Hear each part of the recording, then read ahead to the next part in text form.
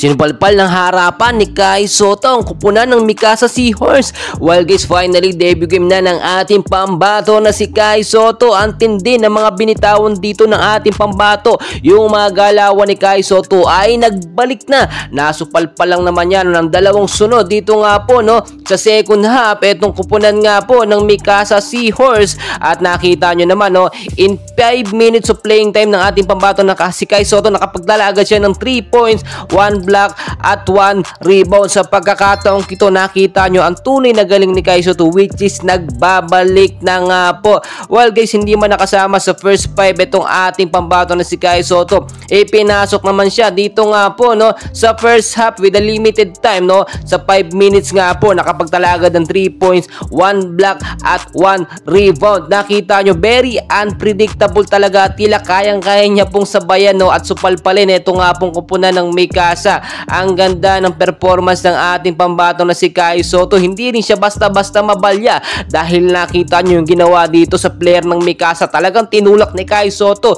It means talaga mas lumapad ang pangangatawan ngayon ng ating pambato na si Kai Sotto at hindi na siya basta-basta mababalya. And well guys, pagdating nga po dito sa second half, medyo lamang ng ilang puntos ang kupunan ng Mikasa, pero nakakabawi naman ang kupunan ng Yokohama dahil nga po sa malakas at magandang depensa ng ating pambato na si Kai Sotto. Bago nga po matapos ang third quarter ng game, talagang pinahirapan ng Yokohama etong Mikasa sa matinding depensa ng ating pambato na si Kai Sotto. Hindi sila makapuntos dahil nga kapag ka po puntos ang kupunan ng Mikasa ay talagang si Kai Sotto ay binablock lang no, kinokontra, pinalakas pa ng depensa. Natuwa na lang talaga no ang kupunan ng head coach nga po ng Yokohama sa pinapakita ngayon ng ating pambato na si Kai Sotto. Pagdating nga po ng fourth quarter ng game, di kitan talaga ang kanilang score, unpredictable, pero nakita nyo yung ginawang depensa doon ng Yokohama. Talagang ang ganda rin. Medyo nagkamali lang doon si Kai Sotto dito sa second half at ay nilabas siya nitong head coach nga po ng Yokohama. But so far so good. Ang ganda ng performance ngayon ng ating pambato na si Kai Sotto.